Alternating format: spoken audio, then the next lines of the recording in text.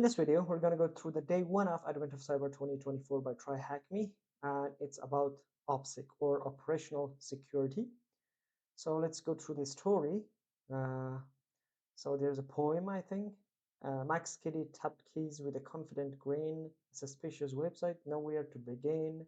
She would seen sites like this, full of code and of grime, shady domains, and breadcrumbs easy to find. So I think that's a poem for Max Kitty. So the learning objectives for this task would be learn how to investigate malicious link files, learn about OPSEC and OPSEC mystics. OPSEC stands for Operational Security.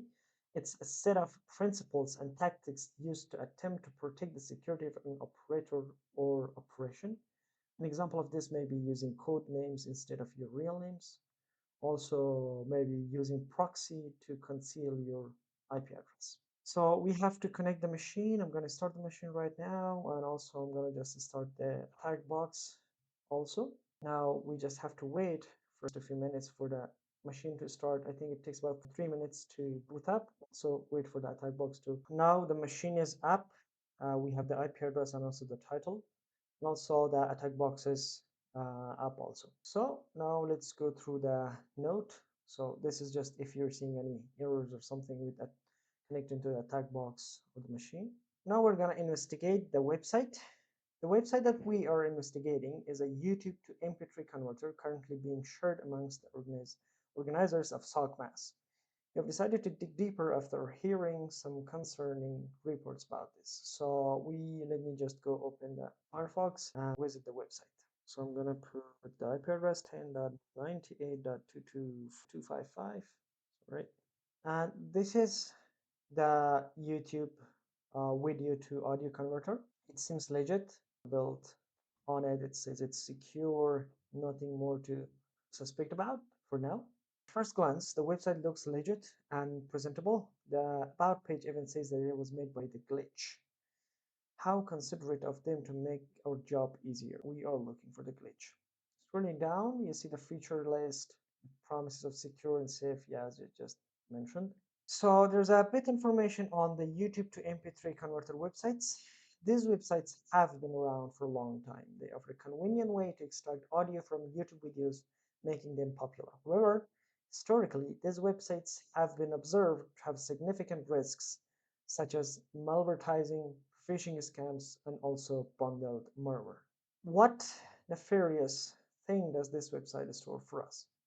So let's get some tune and test it out. They have provided a link of YouTube video that we can just put there. Let me copy link address, paste it to here, the clipboard, try it out and see what we get. And just put it here, convert MP3. Now we have to wait for it to progress. Download file. So now it's downloaded to zip. I'm gonna go here and we're gonna see download that zip. So if I double click on this one, it's gonna bring up two files. I'm gonna just say extract these things in the home. Here it is. Say extract it. Extract completed successfully. Close. That's it. So now we have two files here, song.mp3 and also song.mp3. So this one might be a legit file, but this one seems suspicious. So let's just go through this one.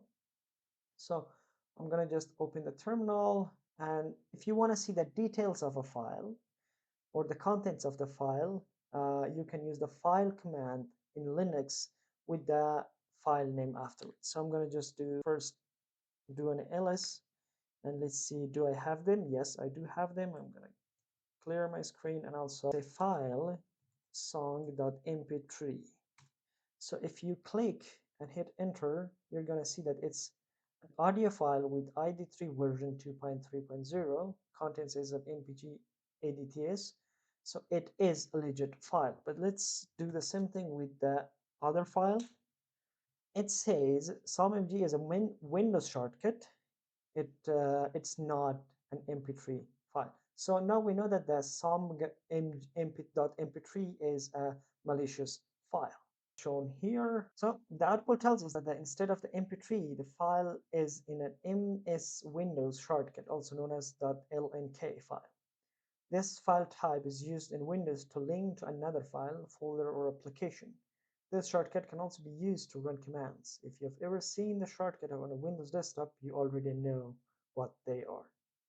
There are multiple ways to inspect the link files to reveal the embedded command's attributes.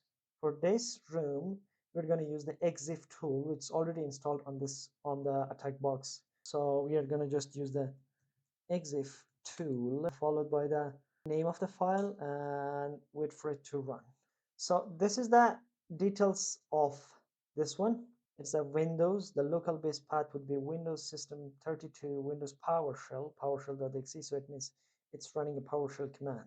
So what this PowerShell command does, the PowerShell command that's already here, this is the PowerShell command that's going to run after being downloaded or clicked on it. The EP bypass.nope flags disable PowerShell's usual restrictions, allowing scripts to run without any interference from security settings or user profiles. The download file method pulls a file, in this case the is.ps1, from the link that's also provided here. This part, it's going to download, this part, it's going to download this one and saves it in the program data as s.ps1. And also, once the file is downloaded, that script is executed with the PowerShell command using IEX, which triggers the downloaded SP1 file. So if you visit the content of the file to be downloaded using this link, I'm going to just go through and open this one in a new, or I can just click here and go to this one. So this is the content of the file, and it says, I think, a PowerShell script that downloads the file and runs the file once downloaded. And the right host, it's created by m.m. So we don't know who is that for now. That's a clue. So the script is designed to collect highly sensitive information from systems, from the victim system, such as cryptocurrency wallets and also saved browser credentials, and it can send to attackers' remote server. So there's a disclaimer that this content of this room, including the CPP code, PowerShell script, and commands, is provided solely for educational purposes. Please do not execute these on a Windows host. So searching the source. So searching the source. There are many ways in order to continue the investigation. We could investigate the website further, analyze its source code, or search for open directories that might reveal more information about the malicious active setup. We can also search for the hash or signature in public malware databases like VirusTotal or Annie.run. Each of these methods could yield useful clues.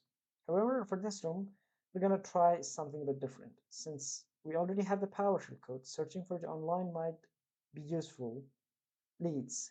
It's a long shot, but we'll explore it. And now our main purpose is to find who is the m.m. Now they have provided the link to the GitHub. I'm going to just click on it and we can see PowerShell version of this one. So since we have this code, we can go through this one and see this is going to be the one that's there. So it's by Hey Bloodware. He is requesting that if he can have the PowerShell version of this code, which is already that's previously written in C++.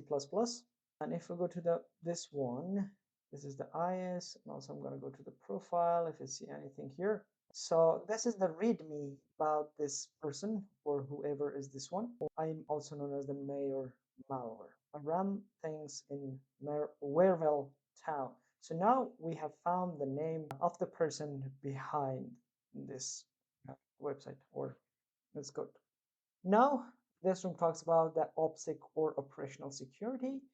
And its operational security, or OPPSEC, is a term originally coined in the military to refer to the process of protecting sensitive information and operations from adversaries. The goal is to identify and eliminate potential vulnerabilities before the attacker can learn their identity. So this is about what it is, what are some mistakes that can make in order for the operational security.